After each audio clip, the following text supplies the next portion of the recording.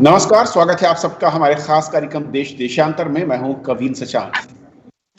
श्रीलंका के आम चुनावों में राजपक्षे परिवार के श्रीलंका पीपल्स फ्रंट यानी एसएलपीपी ने 2/3 बहुमत से जीत हासिल की है। पार्टी ने कुल 225 में से 145 सीटें जीती हैं। साथ ही 5 सीटें श्रीलंका पीपल्स फ्रंट की सहयोगी पार्टियों को मिली हैं। श्रीलंका में एसएलपीपी ने 9 महीने पहले राष्ट्रपति चुनाव भी जीता था। इसके बाद गोब्या राजपक्षे ने 18 नवंबर को राष्ट्रपति पद की शपथ ली थी। श्रीलंका के राष्ट्रपति ने देश के संसदीय चुनाव में अपनी पार्टी की बड़ी जीत की घोषणा की। उनके भाई महिंदा राजपक्षे को अब एक बार फिर से प्रधानमंत्री बनाए जाने की उम्मीद है, जिन्होंने नवंबर से कार्यवाहक के तौर पर भूमिका निभाई थी। तो समझेंगे श्रीलंका में इन चुनाव और उनके नतीजों के मायने क्या है, वहां की अंदरूनी राजनीति और क्या इन चुनावों के साथ श्रीलंका की विदेश नीति, खासतौर पर जो पड़ोसी देश हैं उनके साथ क्या इसका असर होगा। हमारे साथ 3 बेहद खास मेहमान हैं। हमारे साथ विवेक काजू सर हैं, फॉर्मर एम्बेसडर। सर, बहुत बहुत स्वागत है आपका। हमारे साथ शक्ति सिन्हा सर हैं, स्ट्रेटेजिक एक्सपर्ट। आपका स्वागत है सर। और संजय भारद्वाज हैं, प्रोफेसर हैं साउथ एशियन स्टडीज जेएनयू से। संजय जी, बहुत बहुत स्वागत है आपका। शुरुआत विवेक सर आपसे मैं करना चाहूंगा कि जिस तरीके से राष्ट्रपति चुनाव में जीत हासिल हुई थी और कुछ कमोबेश कुछ उसी तरीके से यहाँ पर आम चुनाव में तस्वीर उभर कर सामने आई है, इसी तरह की उम्मीद दिख रही थी जो अंदरूनी हालात थे, और किस तरीके से देखते हैं श्रीलंका में आप राजपक्षे परिवार की इस दूसरी जीत को मैं कहूँ? देखिए, पिछले साल 2019 के आतंकी हमलों के बाद ये साफ हो गया था कि श्रीलंका की जो मेजॉरिटी कम्युनिटी है, सिन्हला जो है, वो एक ऐसी सरकार को चाहते थे, एक ऐसी लीडरशिप को चाहते थे जो शक्तिशाली हो और जो उनकी सुरक्षा कर पाए। तो उनके पास और कोई चारा नहीं था, और यही था कि राजपक्सा परिवार को वो वापस लाए। आपको याद होगा 2005 से 2015 तक 10 साल महिंदा राजपक्सा श्रीलंका के राष्ट्रपति रहे, और राष्ट्रपति और उनके परिवार का जो एक होल्ड था, कंट्रोल था श्रीलंका की राजनीति पर, वो पूर्ण था। इसी दौरान उन्होंने श्रीलंका का गृह युद्ध भी समाप्त किया था, जिसकी वजह से उनका महिंदा राजपक्सा और गोटाबाया राजपक्सा, जो कि डिफेंस सेक्रेटरी होते थे और जिन्होंने बहुत बड़ी भूमिका निभाई गृह युद्ध के जमाने में तमिल टाइगर्स को शिकस्त करने में, उनकी रेपुटेशन बहुत बढ़ गई। उसके बाद परिवर्तन जरूर आया, 2015 में उनकी पराजय हुई, लेकिन अब मुझे लगता है फिर एक बार जो परिस्थितियां थी श्रीलंका की अंदरूनी राजनीति की 2005 से 2015 तक, वो वापस आ गई। अब देखना ये है कि राजपक्सा परिवार जो है वो आगे अंदरूनी और उनकी जो विदेश नीति है उसको किस तरह चलाएं। क्योंकि क्या, जैसे उम्मीद लोग लगाते हैं कि अब वो संविधान में जो भी परिवर्तन हुए थे गत सालों में, उन परिवर्तनों को खत्म करेंगे, क्योंकि अब ऑपोजिशन बचा नहीं है। रानिल विक्रमसिंघे तो खत्म ही हो गए हैं, अब उनको राजनीतिक संन्यास लेना पड़ेगा। जो प्रेमदासा आए हैं वो बहुत ही कमजोर हैं। तो इस वक्त तो सब सत्ता इस परिवार के पास है श्रीलंका में, और अब क्या वो नीतियां अपनाते हैं, क्या वो दूरंदेशी दिखाते हैं, और जहां तक मैं समझता हूं 2-3 विषयों पर उनको ध्यान देना पड़ेगा।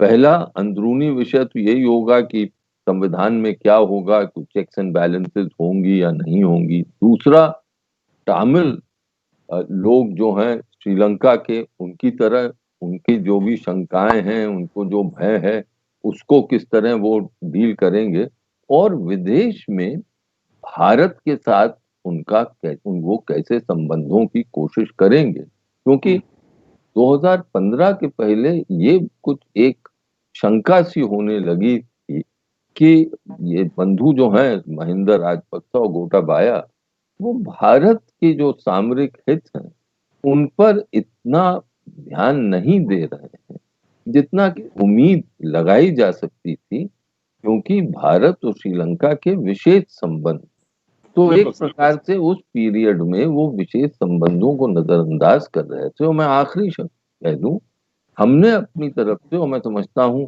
जो खबर आई है वो बहुत ही संतोषजनक है कि प्रधानमंत्री नरेंद्र मोदी ने बधाई दी है राजपक्सा पर बंधुओं को उनकी इस विजय पर। तो एक किस्म से मोदी जी रीच आउट कर रहे हैं, आगे हाथ दोस्ती का बढ़ा रहे हैं फिर से, और ये आश्वासन दे रहे हैं कि भारत की तरफ से पूर्ण सहयोग होगा। अब देखना ये है कि वो किस प्रकार से इस पर रिएक्शन देते हैं। बिल्कुल। और सर ने जो 3 अलग-अलग पहलू बताए हैं, मैं उस पर एक-एक करके आऊँ। लेकिन उससे पहले शक्ति सर, जो महत्वपूर्ण दिखता है कि जिस तरीके से ये राजपक्षे परिवार का एक तरीके से वर्चस्व होल्ड दिख रहा है राजनीति में वहां पर, और जो आक्रामकता उनके नेचर में है, शायद वो लोगों को वहां पसंद आ रही है। लेकिन सवाल ये खड़ा होता है कि अंदरूनी राजनीति में जब विपक्ष हाशिए पर हो, ऐसे में क्या जो संवैधानिक परिवर्तन का उनका वादा, या मैं कहूं कि चुनाव के दरमियान बातें कही जा रही थी, पहला फोकस कहीं उनका यही दिखने वाला है?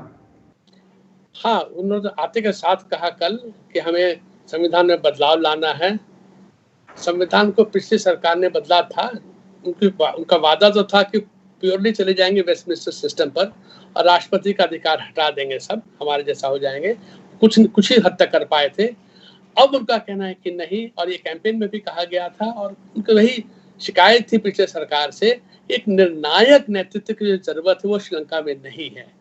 और वो जनता के दिमाग में राजपक्षे, महेंद्र राजपक्षे खासतौर पर, गोटबाया भी, क्योंकि गोटबाया और डिफेंस सेक्रेटरी थे जैसे विवेक जी ने बताया, एक निर्णायक उनको नेतृत्व की वो कह रहे हैं कि हमें आवश्यकता है, तभी भी श्रीलंका आगे बढ़ पाएगा। और श्रीलंका में फेडरलिज्म को लेके, संविधान के संशोधन को लेके, अमेंडमेंट को लेके, शिक्षा का काफी टेंशन रहा है, काफी विवादग्रस्त रहा है। तो इसलिए सिंहला की तरफ से ये था कि एक देश, एक विधान, एक सेंट्रलाइजेशन के साथ चलेंगे। और ये जरूर ये गोटबाया राजपक्षे और महेंद्र राजपक्षे जो सब गठबंधन जो इनको बनाया है, इनका जो श्रीलंका पोदुजना पेरमुना है, इनका होल पर्पस यही था दिखाने के लिए कि वी विल रन श्रीलंका एक सेटेलाइट तरीके से, केंद्रीकरण होगा, केंद्रीकरण में ज्यादा विश्वास करते हैं ये, और वही करेंगे। और जो प्रोविंसेस जो बनी है, राज्य जो बने हैं, उनको जितने पावर दिए गए उससे भी कम किया जाए, वही उनका इरादा है। अब कितना हद तक वो कर पाएंगे ये पता चलेगा, बट हाँ, सबसे वो वही करेंगे कि राष्ट्रपति उनके चीफ एग्जीक्यूटिव रहें, ना केवल head of state but head of government also राष्ट्रपति ही रहेंगे। संजय, जिस तरीके से चुनाव नतीजे सामने आए हैं, क्या बड़े फैक्टर आप देखते हैं, और क्या जो राष्ट्रवाद की आक्रामकता, या फिर जिस तरीके से तमिल टाइगर्स के खिलाफ जो वहां पर एक की फैक्टर की रोल इन लोगों ने अदा किया था, वो उसकी कहीं छाया, या फिर कुछ और? देखिए, तात्कालिक अगर कारण हम देखते हैं तो पहली बात, 3 बातें पहले भी मेरे पैनलिस्ट ने स्पष्ट की है कि पहली बात कि जो इस चुनाव में जो ह्यूमन राइट्स का मुद्दा था, या करप्शन का मुद्दा था, या नेपोटिज्म का मुद्दा था, वो तीनों गौण दिखाई दिए। और जनता ने 2 बातों को महत्वपूर्ण रूप से ध्यान रखा। पहली बात को जिन्होंने पहले पैनलिस्ट ने उठाया कि जो टेररिस्ट अटैक हुआ था, जो ईस्टर त्यौहार पे 260 लोग मारे गए थे, और जो माइनॉरिटी कम्युनिटी का वहाँ पे जो इस्लामिक जो कट्टरपंथी है, चरमपंथियों का हाथ देखते हुए, ये एक जो सिंहली बुद्धिस्ट जो मेजॉरिटी कम्युनिटी है, उनके एक दिमाग में बैठ गया था कि श्रीलंका की सुरक्षा के लिए एक मजबूत शासक की जरूरत है। दूसरा, जो अभी जो पेंडेमिक चल रहा है, पेंडेमिक में इस सरकार ने, गोटाबाया राजपक्षे ने सक्सेसफुली दूसरे जो कंट्रीज हैं, दक्षिणी एशिया के कंट्रीज हो या विश्व के देश हों, उसमें बहुत कुछ हद तक वो सक्षम रहे अपने आप को कंट्रोल करने में। लगभग 3000 केस आए हैं और 11 के लगभग कैजुअलिटीज हुई है। तो ये दोनों पक्ष हैं, ये तीनों पहलू हैं जिसकी वजह से इनको 2/3 बहुमत मिला। आपने बहुत बड़ा सवाल उठाया, अब इससे क्या देखने को मिल रहा है? पहली बात कि जो मेजॉरिटी माइनॉरिटी इंटरफेस है, जो बेसिकली आप कहेंगे कि जो पॉपुलिस्ट पॉलिटिक्स है श्रीलंका में, वो पॉपुलिस्ट पॉलिटिक्स सामने उभर के आई है और एक मजबूत लोकतंत्र के रूप में सामने दिखाई दिया है। जो माइनॉरिटी कम्युनिटीज के बीच में एक संदेह था, एक और ये कहें कि एक एकजुटता थी मेजॉरिटी डिस्कोर्स को लेके, वो कहीं ना कहीं खंडित नजर आई। जो मैंडेट था वो फ्रेगमेंटेड मैंडेट था, यानी कि ये कहिए कि जो मुद्दा था कि कैसे मेजॉरिटी कम्युनिटीज के साथ में अपने आप को पार्लियामेंट में आप मजबूत करके होते हुए दिखाई दे। लेकिन जो दूसरे मुद्दे थे जिसमें पॉवर्टी का और एम्प्लॉयमेंट का मुद्दा था, 22,000 यूथ नॉर्दर्न श्रीलंका में अनएम्प्लॉयड हैं, वो मुद्दा इस सारे मैंडेट को, जो माइनॉरिटी कम्युनिटीज का मैंडेट है, उसको फ्रेगमेंटेड कर दिया और एक तरीके से महिंदा राजपक्षे को और इनकी जो श्रीलंकन पीपल्स फ्रंट है उसको लीड दे दिया। अब इससे बातें जो समझ के आ रही है कि जो लड़ाई पिछले 30 साल से चल रही थी कि भाई जो माइनॉरिटी कम्युनिटीज है, जिसमें तमिल श्रीलंकन तमिल्स हैं या मूर कम्युनिटीज हैं, उनका क्या समाधान होगा। उनका एक पार्लियामेंट्री सॉल्यूशन देखते थे, वो पार्लियामेंट्री सॉल्यूशन फिर से नजर नहीं आ रहा, फिर से वो मेजॉरिटी डिस्कोर्स दिखाई देगा। और जो दो बातें और पेंडेमिक की वजह से निकल के आई और श्रीलंका में देखने को मिला कि एक तो जो सत्ता में अथॉरिटेरियन टेंडेंसीज बढ़ेगी, निश्चित रूप से बढ़ेगी, क्योंकि इतना भारी मैंडेट है और दोनों भाई सत्ता में, एक राष्ट्रपति है और एक प्रधानमंत्री है, और उनको पूरा अधिकार हो गया कि कैसे संविधान में संशोधन किया जाए। 3 मुद्दों पे वो संविधान के संशोधन को देख रहे हैं। पहला कि जो इलेक्टोरल प्रोसेस है सारा, कि वो अभी तक प्रधानमंत्री और पार्लियामेंट के हाथ में दे दिया गया था, वापस से ये चेंज करके राष्ट्रपति के हाथों में लेके आएंगे। दूसरा जो जुडिशियल कमीशन बनाया था, कि जुडिशियल कमीशन से लगा था कि कहीं माइनॉरिटी कम्युनिटीज को एक पार्लियामेंट्री सॉल्यूशन नहीं तो जुडिशियल सॉल्यूशन तो मिलेगा, वो भी उम्मीद खत्म हो गई है। वापस से अमेंडमेंट में संदेह किया जा रहा है कि राष्ट्रपति मजबूत होगा। तीसरा कि एक डिबार कर दिया था कि राष्ट्रपति का कार्यकाल 2 ही बार होगा, तीसरे बार अब ये इसमें भी अमेंडमेंट के आसार दिख रहे हैं। तो कहने का मतलब ये है कि जो एक अथॉरिटेरियन टेंडेंसीज, एक सर्विलियंट स्टेट श्रीलंका में मजबूत होगा, जो कि आज के दिन इस पेंडेमिक में बहुत सारे देशों में भी देखने को मिल रहा है। ओके काजू सर, क्योंकि स्थिरता एक बड़ा फैक्टर दिखती है, और जब मैं कहूं कि दोनों की पोस्ट पर वहां पर परिवार का कब्जा एक तरीके से, और ऐसे में विपक्ष नगण्य के तौर पर है, हाशिए पर है, उस तरीके से कहीं कोई उसकी उपस्थिति दर्ज होती नजर नहीं आती है। अगर मैं अंदरूनी मुद्दों और खासतौर पर जो संवैधानिक बदलावों की बात पर इस परिवार ने कही थी, उसके मायने क्या हैं और उसका मकसद किस तरीके से यहाँ श्रीलंका के अंदरूनी हालात को लेकर नजर आता है? देखिए, उसके मायने तो साफ हैं कि वो चाहते हैं कि सत्ता जो है वो एक मजबूत राष्ट्रपति के हाथ में हो, एक एग्जीक्यूटिव प्रेसिडेंट हो, जिसकी जो शक्तियां हैं उस पर ज्यादा रोक नहीं लग सके। इसके पहले जो भी बदलाव आए थे संविधान में, उसमें उसके पावर पे रोक लगाई गई थी। अब वो चाहते हैं कि वो रोक हटाई जाए। एक तो ये, दूसरा इसमें जो अंदरूनी राजनीति का मसला दिख रहा है, वो खासतौर से भारत के लिए जिस पर एक कड़ी नजर रखनी पड़ेगी, वो ये कि इनका व्यवहार अब तमिल लोगों पर किस तरह के साथ कैसा हो, क्योंकि ये एक हमेशा से कॉम्प्लिकेटिंग फैक्टर रहा है भारत और श्रीलंका के बीच। सबको मालूम है कि तमिलनाडु में एक सिंपैथी है और देश में भी सिंपैथी है, और ये एक उम्मीद है कि श्रीलंका सरकार जो है वो तमिल लोगों के साथ उचित व्यवहार करे।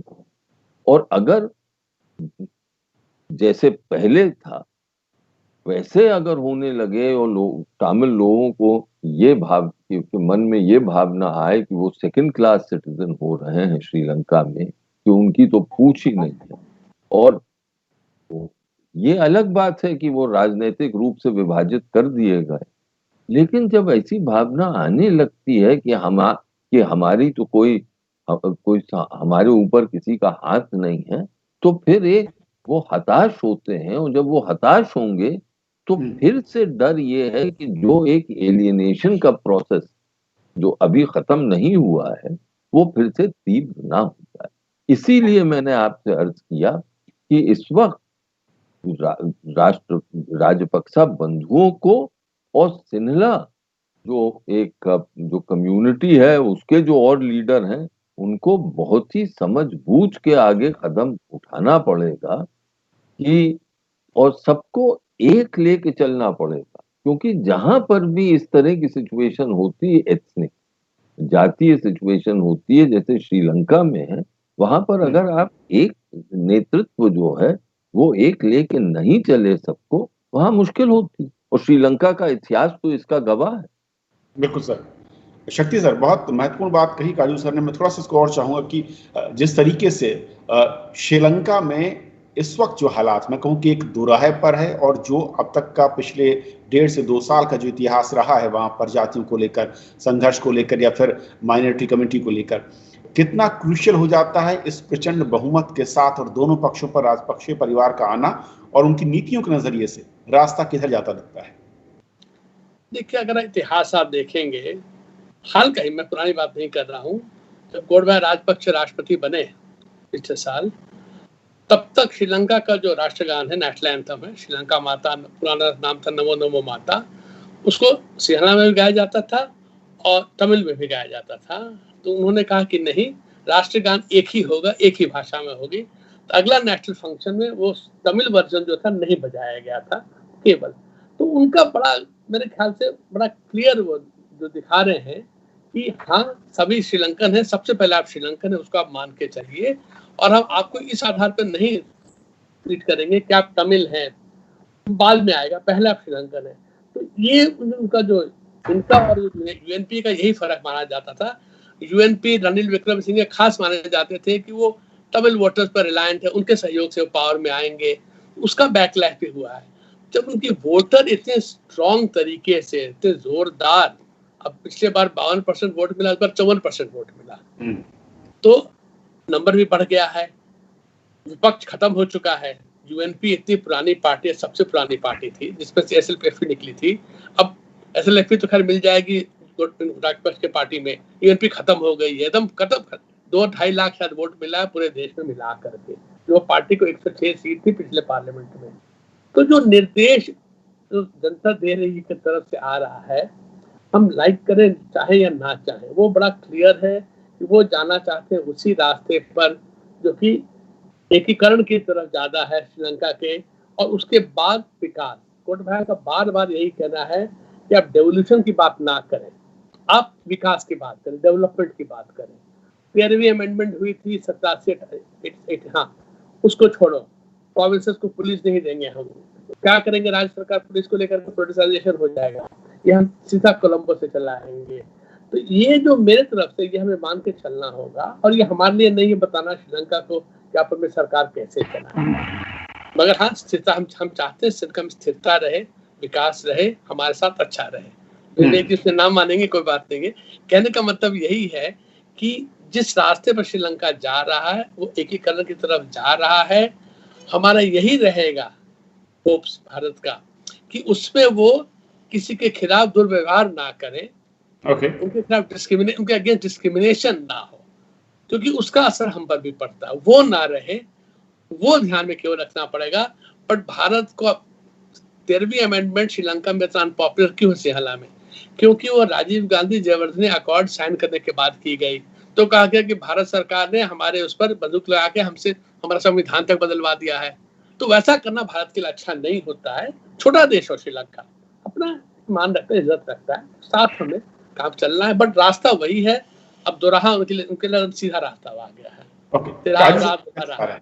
जी देखिए, मेरा मानना है कि श्रीलंका जिस तरह अपनी अंदरूनी राजनीति को चलाना चाहे वो चलाए, लेकिन शर्त एक है कि उसका असर मुझ पर नहीं पड़ना चाहिए, यानी भारत पर नहीं पड़ना चाहिए।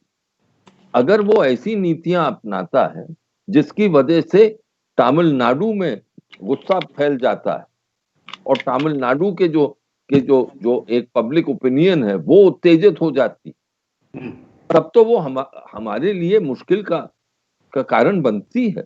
तब तो उसको भारत सरकार उसको नजरअंदाज नहीं कर सकती। यही एक मेरा अर्ज है। मैं शक्ति से सहमत हूं कि उनकी घर की बात है, वो जैसे चलाएं, बशर्ते कि मुझ पर उसका असर नहीं ना पड़े। राइट सर, यही मेरा कहना है। और अगर वो दूरंदेशी नहीं दिखाएंगे तो असर तो पड़ना ही होगा। आप लाजमी है कि असर पड़ेगा, और जब तमिलनाडु पर असर पड़ेगा तो क्या भारत सरकार पर नहीं पड़ेगा? ये इतिहास गवाह है इस बात का। यही मैं कह रहा हूं, और कुछ नहीं। हालांकि संजय, जिस तरीके से जीत के बाद जब प्रधानमंत्री नरेंद्र मोदी ने बधाई दी तो ट्विटर के जरिए जो उन्होंने श्रीलंका की ओर से जवाब आया कि लोगों के अभूतपूर्व समर्थन के साथ भारत और श्रीलंका के संबंध और ज्यादा बेहतर बनाने का काम करेंगे, और भारत और श्रीलंका अच्छे मित्र हैं और इसको और आगे प्रगाढ़ करने की कोशिश होगी। क्या बड़ी चुनौतियां आप देखते हैं अगर विदेश नीति के लिहाज से मैं श्रीलंका में समझूं या समझना चाहूं, खासतौर पर भारत के परिप्रेक्ष्य में? पहले डिबेट हो रही थी शक्ति जी और एम्बेसडर साहब का, एक मैं सबमिशन करना चाहता हूं। बेसिक जो कॉन्फ्लिक्ट, जो प्रॉब्लम है ना श्रीलंका को, अगर हम पर्सपेक्टिव में देखते हैं तो दो तरीके की वायलेंस है वहां पे। एक तो है डायरेक्ट वायलेंस जो एलटीटी ने की, प्रेमदासा को मारा, राजीव गांधी को मारा, वहां पे खून खराबा किया। तो एक तो जो लड़ाई है वो डायरेक्ट वायलेंस की है कि भाई इस तरीके से ह्यूमन राइट वायलेशन हुआ। दूसरा है स्ट्रक्चरल वायलेंस, जो मेजॉरिटी कम्युनिटी एक स्ट्रक्चरल वायलेंस करती है माइनॉरिटी कम्युनिटीज के खिलाफ, और इससे पूरे जो पॉलिटिकल सिनेरियो है श्रीलंका में उसको पोलराइज करती है, और उस पोलराइजेशन का फायदा राजपक्षे बंधुओं ने साफ साफ उठाया, और ये पोलराइजेशन श्रीलंका की पॉलिटिक्स में बहुत पहले से देखने को मिल रहा है, और ये भारत के साथ संबंधों में और ये दक्षिणी एशिया के साथ संबंधों में प्रभाव डालता है। अब रही बात भारत की, तो निश्चित रूप से भारत के जो ऑब्जेक्टिव्स हैं पड़ोसी देशों में कि भाई वहां पे सिक्योरिटी होना चाहिए, वहां पे इकोनॉमिक डेवलपमेंट होना चाहिए, और तीसरा तो पॉलिटिकल स्टेबिलिटी होनी चाहिए। और वो पॉलिटिकल स्टेबिलिटी तब होगी जब वहां पे खून खराबा नहीं होगा और पोलराइजेशन नहीं होगा, माइनॉरिटी कम्युनिटीज पे अत्याचार नहीं होगा। अब सवाल ये है कि वहां पे श्रीलंकन गवर्नमेंट दावा करती है कि हमने सब कुछ ठीक कर दिया, लेकिन माइनॉरिटी कम्युनिटी और जो बड़ा एक समुदाय है विश्व का वो कहता है कि नहीं, सब कुछ ठीक नहीं हुआ है, और उसमें भारत की जिम्मेदारी बन जाती। तो निश्चित रूप से भारत को अलर्ट रहना पड़ेगा कि श्रीलंका में राजनीतिक रूप से और संवैधानिक रूप से क्या डेवलपमेंट हो रहा है, उससे उसकी कम्युनिटी पे क्या फर्क पड़ रहा है। अब सवाल आता है कि भारत और श्रीलंका के संबंध निश्चित रूप से पिछले सरकार में प्रधानमंत्री रणिल विक्रमसिंघे ने कोशिश किया था कि भाई वापस से जो एक तरीके से राजपक्षे बंधुओं का श्रीलंका चाइना की तरफ जो झुकाव हो गया था, एक बड़ा एक इन्वेस्टमेंट लेके आ गए थे, हबन टोटा पोर्ट डेवलप कर दिया, डेप्ट ट्रैप में हो गए, लेकिन और उससे भारत की चिंता बढ़ी और विश्व के दूसरे देश है उनकी चिंता बढ़ी। उसको रणिल विक्रमसिंघे ने बैलेंस करने की कोशिश की थी, और कई प्रोजेक्ट्स, बहुत महत्वपूर्ण प्रोजेक्ट्स आया। एक ईस्टर्न कोर्ट पे पोर्ट डेवलपमेंट करने की बात आई, उसमें इंडिया, श्रीलंका और जापान का एक पार्टनरशिप होगा। भारत को भी वाली पोर्ट डेवलप करने की बात हुई। तीसरा कि भारत एनर्जी सेक्टर में भी डेवलपमेंट को के साथ पाकिस्तान जो श्रीलंका के साथ डेवलपमेंट में जुड़ा। तो आप देखते हैं मोटे तौर पे जो लाइन ऑफ क्रेडिट दिया गया भारत ने, लगभग 75% तो रेलवे इंफ्रास्ट्रक्चर डेवलपमेंट के लिए, जिसमें कोलंबो से जाफना के बीच में रेलवे जोड़ना। दूसरा दिया गया कि जो हाउसिंग प्रोजेक्ट्स हैं जो डेवलपमेंट के लिए, लगभग 50,000 वहां पे मकान भारत बना रहा है जो कि इंटरनली डिस्प्लेस्ड लोग हैं। तीसरा लगभग 15 से 17% भारत ने पावर सेक्टर को डेवलपमेंट करने में वहां पे किया। तो जो कई महत्वपूर्ण प्रोजेक्ट्स है, मुझे लगता है कि जिस तरीके से प्रधानमंत्री नरेंद्र मोदी और राजपक्षे की बात हुई, तो मुझे लगता है कि ये जो प्रोजेक्ट्स हैं, जो ऑनगोइंग प्रोजेक्ट्स है, उसमें कोई ज्यादा फेरबदल नहीं होगा, इनको कंटिन्यू करेंगे। लेकिन चाइनीज जरूर रहेंगे वहां पे। चाइना का जो प्रेजेंस है वो मुझे नहीं लगता कि कहीं पे कम होता नजर आएगा। तीसरा जो एक और महत्वपूर्ण मुद्दा है जो श्रीलंका और भारत के बीच में, मुझे लगता है कि उसमें ज्यादा अब ज्यादा मजबूती नहीं होगी, वो है आर्थिक क्षेत्र में। जो एक हम एग्रीमेंट, टेक्नोलॉजी और कोऑपरेशन एग्रीमेंट्स जो चाह रहे थे, जिसमें सर्विस सेक्टर को जोड़ना चाह रहे थे, मुझे नहीं लगता कि वो अब आगे बढ़ पाएगा। पिछले प्रधानमंत्री के कार्यकाल में हो सकता है। तो मैं कहता हूं कि एक बैलेंसिंग अप्रोच श्रीलंका रखेगा, लेकिन मुझे उस बैलेंसिंग अप्रोच में मुझे लगता है कि चाइना कहीं ना कहीं एक अपर हैंड रखेगा इस सिचुएशन में। ओके, मैं आखिर में अपने दोनों पैनलिस्ट से एक कमेंट चाहूंगा। शक्ति सर, बैलेंसिंग एक्ट और श्रीलंका और खासतौर पर उस सरकार ऐसे हम उम्मीद करें जहां पर प्रचंड बहुमत और मैं कहूं कि पिछले 6 से 8 महीने के अंदर दोनों बड़े चुनाव में जीत हासिल करने के बाद वो सामने आए हैं। सबसे पहले तो राजपक्षे जी का जवाब क्या था मोदी जी को ट्विटर पर कि भारत हमारा मित्र है और रिश्तेदार है। दूसरा, हमन टोटा में चीन क्यों आया? क्योंकि भारत की तत्कालीन सरकार ने तमिलनाडु के तमिल आपत्ति को देखते हुए मना कर दिया। हमने नकारा उनको, हम नकारे तो चीन के पास गए। अब उसके बाद हम शिकायत तो नहीं कर सकते है ना। अच्छा, पिछले सरकार ने प्रॉमिस किया था मगर ईस्ट पोर्ट वाला अभी तक उन्होंने एग्रीमेंट साइन नहीं किया। तब तक श्रीलंका हमसे कुछ और मांगी, वो हमने नहीं दिया। तो राजपक्षे ने कहा अभी हम उसको दोबारा देखेंगे। तो कहने का मतलब है हमें भी थोड़ा सा देखना पड़ेगा कि चीन जिस तरह की सहायता उनको दे सकता है, डेट ट्रैप पे बाद में फंसते हैं, फिलहाल तो सहायता सामने दिख रहा है हमको, वो हम नहीं दे पाते हैं।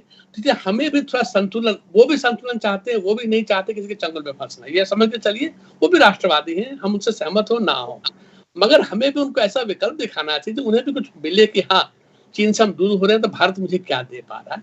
तो ये हमें ध्यान में रखना पड़ेगा। अगर इसको नजरअंदाज करेंगे तो शायद उनको भी संतुलन में दिक्कत हो जाएगी। काजू सर, आपका आखिरी कमेंट, क्लोजिंग कमेंट। देखिए, ये एक मान के चलना चाहिए कि हम जितनी भी सहायता कर सकें श्रीलंका की और पड़ोसियों की हमें करनी चाहिए। अफगानिस्तान में हम कर ही रहे हैं, लेकिन चीन की तिजोरियां भरी हुई, ये भी एक वास्तविकता है कि जितना पैसा वो डाल सकते हैं हम नहीं डाल सकते।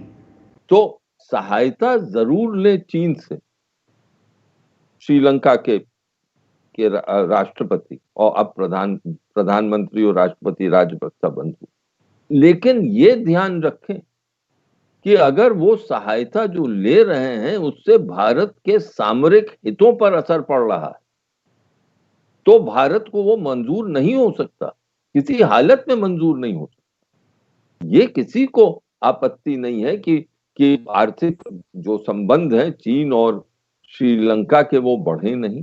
कौन, चीन भी नेता हैं, दोनों खुशहाली चाहेंगे अपने देश के लिए। जनता ने जिन्होंने वोट दिया है इनको, वो भी यही उम्मीद करेंगे। ये सब ठीक, लेकिन जो भारत के हित हैं उन पर चीन और श्रीलंका के सहयोग की अगर साया पड़ेगी तो फिर तो हमें चिंतित होना ही पड़ेगा, हमारे पास और कोई विकल्प नहीं होगा। Right sir. चीन को ये ध्यान अब श्रीलंका सरकार को ये ध्यान रखना ही पड़ेगा। जी चले सर, बहुत बहुत शुक्रिया आप तीनों मेहमानों का हमारे साथ इस चर्चा में शामिल होने के लिए और श्रीलंका में आम चुनाव के नतीजों की मैं कहूं कि व्याख्या करने के लिए, उसके पीछे के कारण क्या है और किस तरीके से अब नई सरकार संविधान को बदलने की तरफ कदम बढ़ा सकती है, उसके मायने क्या हैं और विदेश नीति के मसले पर क्या रास्ता वो अख्तियार कर सकते हैं। आज फिलहाल इतना ही। नमस्कार।